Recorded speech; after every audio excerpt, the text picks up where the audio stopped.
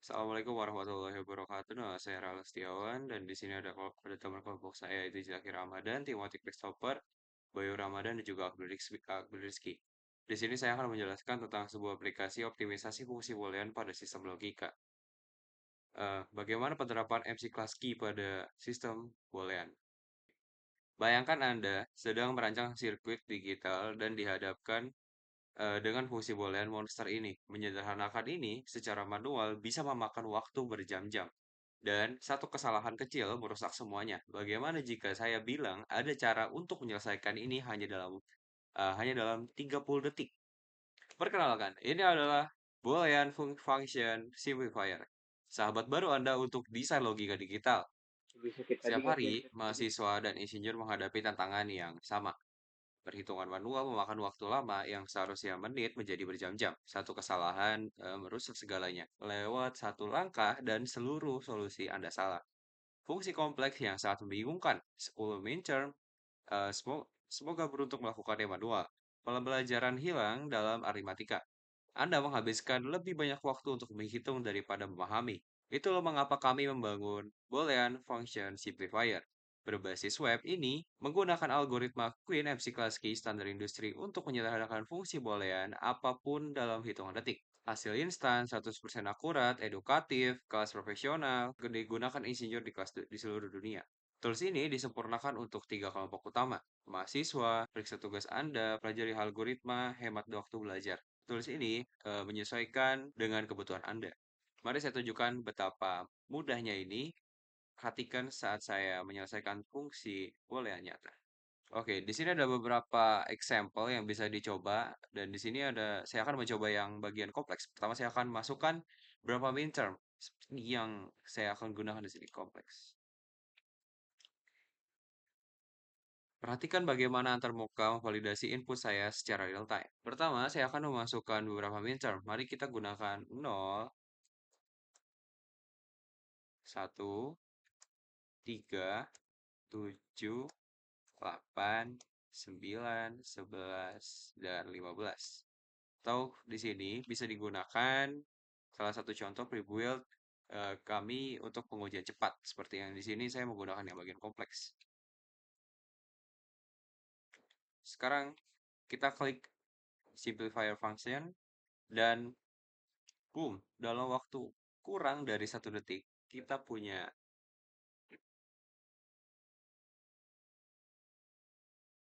sebuah prime application terindikasi, essential prime application disorot, ekspresi boolean yang disederhanakan, A kutip 1 plus B, breakdown langkah demi langkah lengkap. Yang akan memakan waktu 20 menit secara manual baru saja terjadi secara instan. Baik, halo semuanya. Nama saya Timothy dan saya akan menjelaskan bagian pertama yaitu conversion.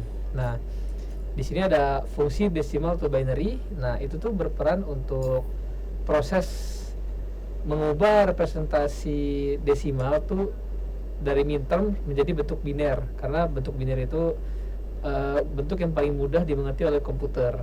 Nah, proses konversi ini tuh dimulai dengan memanfaatkan metode toString dalam kurung 2 yang sudah tersedia di layar, yang mengubah angka desimal menjadi string biner.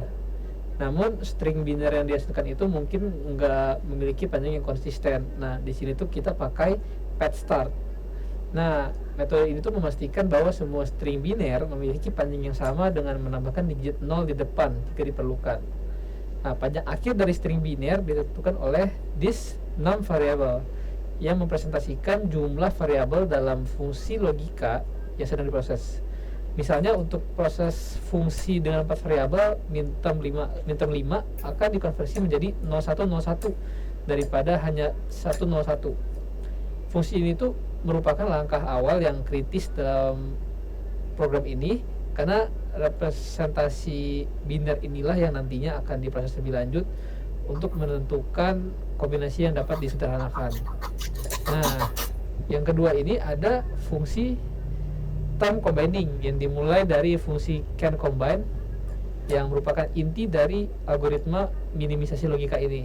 Fungsi ini tuh bertugas untuk menganalisis apakah dua term biner ini memenuhi syarat untuk digabungkan menjadi satu term yang lebih sederhana. Proses pemeriksaan dilakukan dengan membandingkan setiap bit dari kedua term secara berurutan. Fungsi ini menghitung berapa banyak posisi bit di mana kedua term memiliki nilai berbeda. Syarat utama untuk penggabungan adalah hanya boleh terdapat satu perbedaan bit antara kedua term, tidak bisa kurang, tidak bisa lebih. Nah, ada pengecualian penting dalam pemeriksaan ini. Jika salah satu termnya udah mengandung tanda strip yang menunjukkan bit itu udah digabungkan sebelumnya ya, maka perbedaan itu tidak dihitung. Nah, hal ini tuh untuk mencegah penggabungan ganda pada bit yang sama. Jadi tidak ada nilai penggabungan yang sama di proses ini. Nah, ketika ditemukan tepat satu perbedaan bit, fungsi ini akan mengembalikan nilai true, menandakan bahwa kedua term ini dapat digabungkan dengan mengganti bit yang berbeda, disebut dengan tanda strip. Nah, jika ditemukan lebih dari satu perbedaan, fungsi ini segera mengembalikan false untuk efisiensi proses. Nah, fungsi ini tuh dijalankan berulang-ulang selama proses minimisasi, memungkinkan algoritma untuk secara sistematis menemukan sebuah kombinasi term yang mungkin hingga tidak ada lagi yang bisa digabungkan. Baik, sekian untuk materinya akan dilanjutkan oleh rekan saya. Baik, perkenalkan nama saya Bayu Ramadan. Di sini saya akan menjelaskan fungsi yang ketiga, yaitu prime implicant detection. Fungsi ini merupakan proses deteksi implicant primer atau prime implicant, yaitu istilah-istilah yang tidak bisa lagi digabungkan dengan istilah lain. Ini adalah langkah penting dalam penyederhanaan fungsi logika boolean. Algoritmanya ini menggunakan prinsip bahwa dua istilah biner dapat digabung jika hanya berbeda pada satu bit. Proses ini dilakukan berulang kali dengan alur sebagai berikut. Pertama, semua minterm dikonversi ke representasi biner.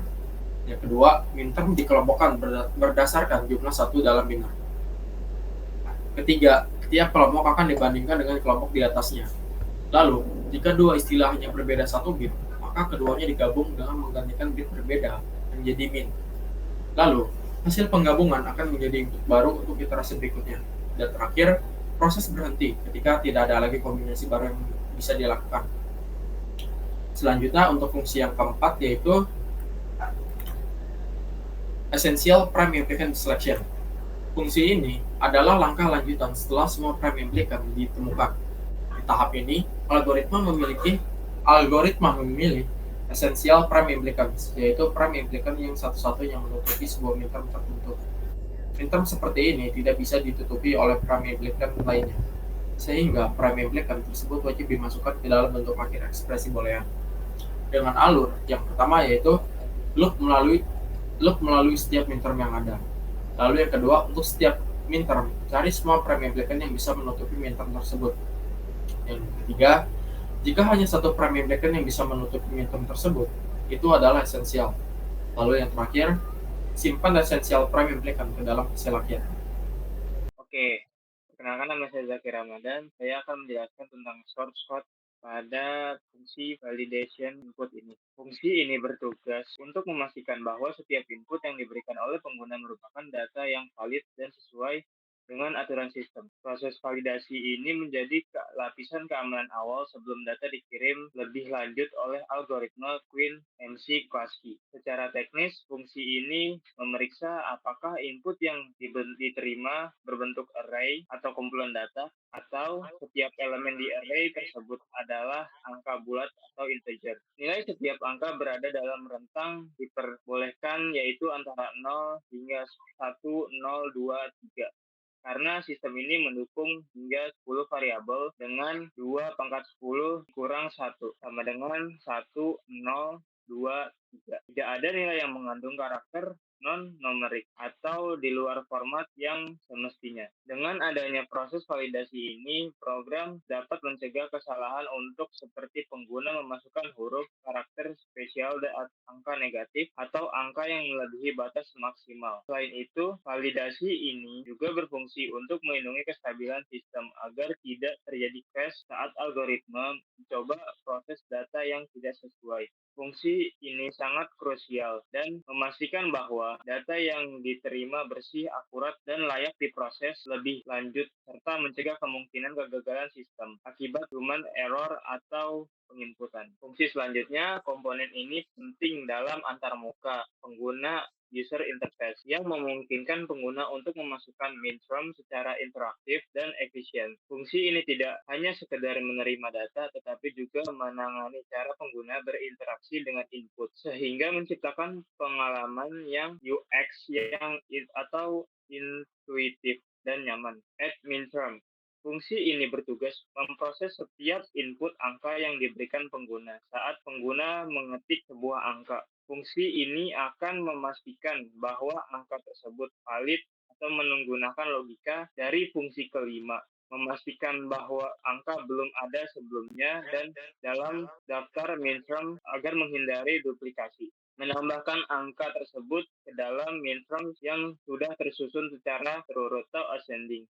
Handle key down. Fungsi ini memperkaya cara pengguna memberikan input, memungkinkan pengguna untuk menambah min-term dengan menekankan enter, koma, atau spasi. Dengan dukungan ini, pengguna tidak dibatasi oleh format input tertentu, yang membuat proses lebih fleksibel dan cepat, terutama ketika ingin memasukkan banyak angka sekaligus. Kombinasi kedua fungsi ini membuat sistem terasa lebih responsif, user-friendly, dan cerdas.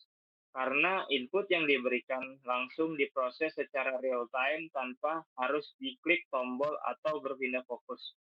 Di sisi lain, semua tetap terkontrol dan tervalidasi, sehingga sistem tidak akan menerima data yang salah. Secara keseluruhan, fungsi ini memberikan jembatan penting antar interaksi manusia dan mesin, memastikan bahwa setiap input tidak hanya benar secara teknis, tetapi juga benar dengan cara yang menyenangkan dan mudah bagi pengguna. Oke, penjelasan selanjutnya akan dijelaskan oleh teman saya.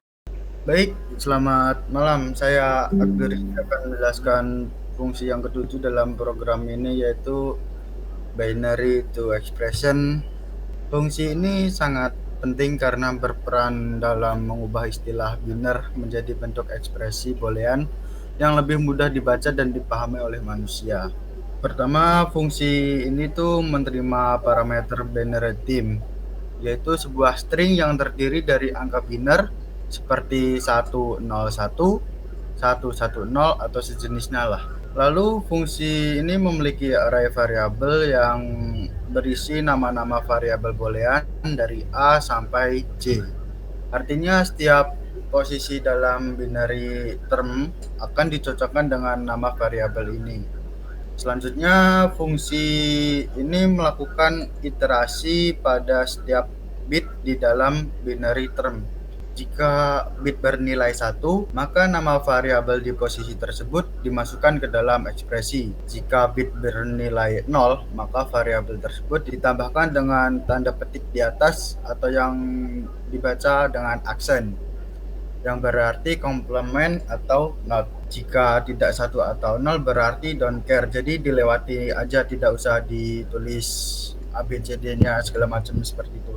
Contohnya misalnya jika input binary type adalah 101, maka posisi ke 0 adalah 1 berarti ambil A, posisi ke 1 adalah 0 berarti ambil B aksen, posisi kedua adalah 1 berarti ambil C, maka hasil akhirnya adalah AB aksen C. Dengan fungsi ini kita dapat mengubah representasi biner dari min-term menjadi bentuk ekspresi logika yang bisa langsung digunakan untuk optimisasi atau analisis lebih lanjut.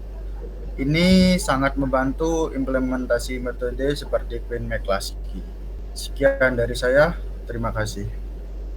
Selanjutnya, kita langsung masuk ke tahap praktek pada web yang akan saya tanyakan berikut. Baik, selanjutnya kita coba masukkan min-term 4, 8, 10, dan juga 11. Nah, di sini kan kita udah langsung ketemu parameter implikannya itu berapa. Jadi di sini saya akan menjelaskan langkah-langkah untuk menemukan parameter implikan tersebut.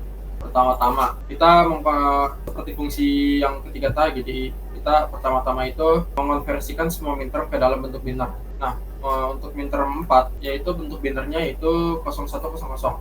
Untuk min-term 8 yaitu bentuk binernya 1000. Untuk min-term 10 binernya yaitu 1010. Untuk min-term 11 yaitu 1011. Selanjutnya minterm dikelompokkan berdasarkan jumlah 1 dalam biner. Nah, untuk yang 0 bit itu nggak ada. Nah, untuk yang 1 bit itu ada 4 dan juga 8. Dan untuk 2 bit yaitu ada 10, dan untuk 3 bit yaitu ada minterm 11. Selanjutnya, kita melakukan penggabungan. Tiap kelompok akan dibandingkan dengan kelompok di atasnya.